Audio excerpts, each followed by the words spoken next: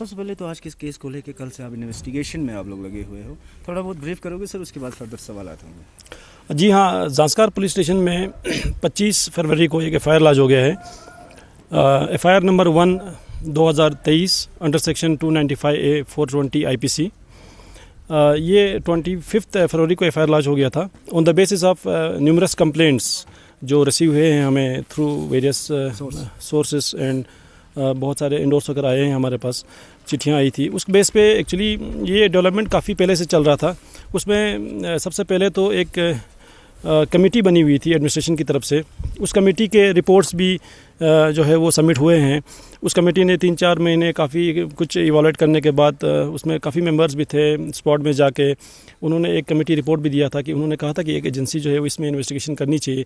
Committee ने ये report भी सबमिट किया है कि इसमें कुछ एडमिनिस्ट्रेटिव फाइनेंशियल लैप्सेस भी हुए हैं जिसके बेसिस पे इन्वेस्टिगेशन जारी रहनी चाहिए। उस बेसिस पे ये हमारा जो फाइनेंशियल क्राइम यूनिट है वो इंक्वायरी कर रहा था, प्रिलिमिनरी इंक्वायरी कर रहा था। तो ये सारा जो है सिलसिला काफ़ी टाइम से चल रहा था। तो इन सारे बेसिस पे एक FIR लॉन्च हुआ था ज़ांस्कार पुलिस स्टेशन में, जो मैंने अभी आपको बताया under section various sections of IPC। तो उस रिलेटेड जो है हम करगिल पुलिस जो है वो हमने इन्वेस्टिगेशन शुरू कर दी है। इसमें एक्चुअली क्या हुआ था कि पदुम में एक पहले जो है एंशंट घर हुआ करता था, पैलेस हुआ करता था। तो उस पैलेस को मैं थोड़ा बहुत उसमें स्ट्रक्चर बचा हुआ था, उसको थोड़ा सा डिमोलिशन होकर वहाँ एक नया स्ट्रक्चर बना हुआ है जिसमें UT before the formation of UT अर्सवाल स्टेट से एक प्रोजेक्ट जारी था। ये प्रोजेक्ट एक्चुअली टूरिज्म डिपार्टमेंट का था जिसको एग्जीक्यूट कर रहा था REW।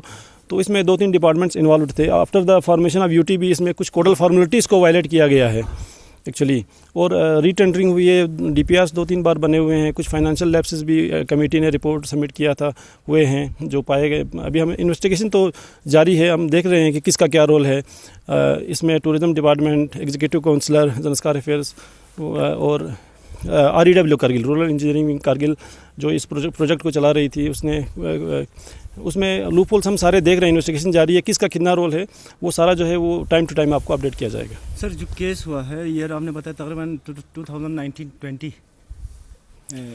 हाँ, ये एक्चुअली प्रोसेस जो है वो काफ़ी पहले से 2016-17 से इसका प्रोसेस शुरू हो गया था।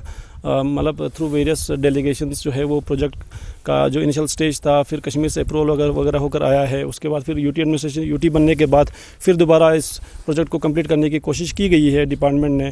तो इसमें एक्चुअली चल रहा था, लेकिन कंप्लेंट जो है वो 2021 से फिर आना शुरू हो गए थे। तो ये कंप्लेंट्स के बेसिस पे सारा जो है प्रिलिमिनरी इंक्वायरी वगैरह चल रहा था। तो अभी फाइनल जो है वो अब उन्होंने जो है वो अपने रिकमेंडेशन दिए हुए हैं। उस रिकमेंडेशन के बेसिस पे ये FIR लॉन्च हुआ था।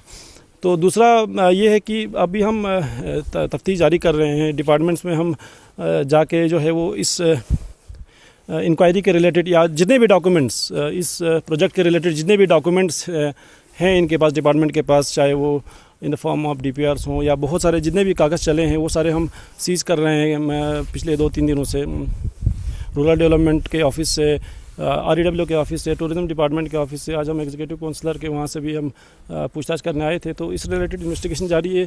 तो आगे आपको बताया जाएगा कि किसका इतना रोल है। सर 2021-22 जैसे आपने बोला सर कंप्लेंट्स आपको आने लगे, तो अब जाके 2023 में जो है इसका इन्वेस्टिगेशन शुरू हो रहा है। तो इससे आपको नहीं लगता सर कि कहीं ना कहीं इलेक्शन भी नज़दीक है सर इसका?